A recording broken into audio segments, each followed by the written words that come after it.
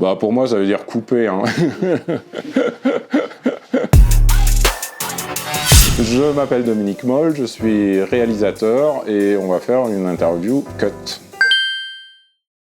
Ça veut dire essayer d'être un citoyen responsable, mais ça dépasse le cadre professionnel, enfin, où ça l'englobe. Bah, disons que de toute façon, déjà dans ma vie de tous les jours, j'ai une pratique plutôt éco-responsable dans la mesure du possible et qu'on essaye aussi d'avoir sur les tournages. Enfin, alors, du coup, j'ai la chance de travailler avec une production Écourt qui est très concernée par ces questions-là. Ça se répercute dans plein de domaines. Ça peut être enfin pour le travail de la déco, les questions de transport et de sensibiliser tout le monde sur le plateau à ces questions. Bon, après, ça peut paraître un peu anecdotique, enfin, quand c'est que chacun ait sa gourde d'eau plutôt que d'avoir des palettes de bouteilles en plastique, mais mis bout à bout, ça y contribue quand même. Disons que je me pose pas, je vais pas écrire un scénario en me disant quel scénario va faire un tournage le plus éco-responsable possible. Enfin, d'abord, je me concentre sur l'histoire, sur le scénario, et puis après, je pense qu'il faut faire attention de ne pas mettre le sujet avant le reste. Enfin, je trouve ça dangereux parce que du coup, si on se dit « Ah tiens, je vais faire un film pour mettre en avant l'écologie ou tel ou tel problème », je pense que c'est faire les choses à l'envers et il faut d'abord arriver à créer une histoire, à des personnages qui vont véhiculer une histoire. Et ensuite, on peut y glisser des thématiques, mais il ne faut pas mettre le sujet en premier. Je considère que c'est important à faire parce qu'on voit bien que l'écologie est un problème majeur, que ce soit pas seulement le réchauffement climatique, mais toutes les pollutions plastiques, la pollution de l'eau, l'utilisation excessive des pesticides, etc. Tout ça est en train de détruire notre planète, donc forcément, en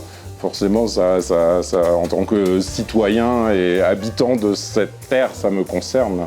Oui, assez jeune, enfin adolescent. J'ai grandi en Allemagne, il y avait les manifestations contre les centrales nucléaires. Je faisais partie de la LPO allemande, donc j'allais faire des sorties pour observer les oiseaux. Je me suis bien rendu compte aussi que la population des oiseaux déclinait de façon assez drastique. Donc c'est quelque chose qui a toujours été présent, enfin il n'y a pas eu, c'était toujours là en fait, il n'y a pas eu un déclic.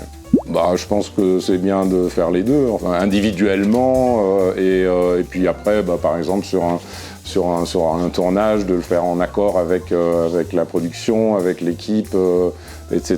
Mais de toute façon, pour toutes ces questions-là, pour peser dans le débat, c'est toujours mieux d'être plusieurs que seul.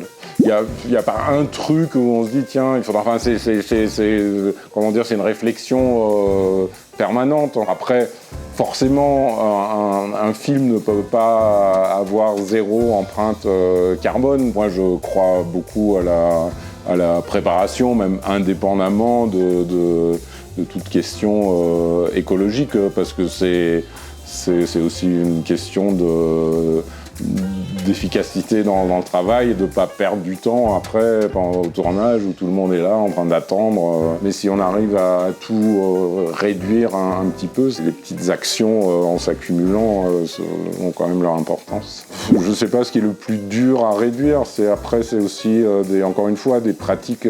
Par exemple, quand on accompagne un film à l'étranger, à des festivals, moi j'essaye de le faire le moins possible quand ça nécessite l'avion, mais c'est vrai qu'il y a quand même beaucoup de personnes qui, dans le milieu du cinéma, qui se déplacent beaucoup en avion parce qu'un festival, Los Angeles et machin, etc., etc. Enfin, moi, j'essaye pour moi de réduire ça au maximum, mais tout le monde ne le fait pas, quoi. Mais bon, après, je peux pas faire la police non plus, quoi.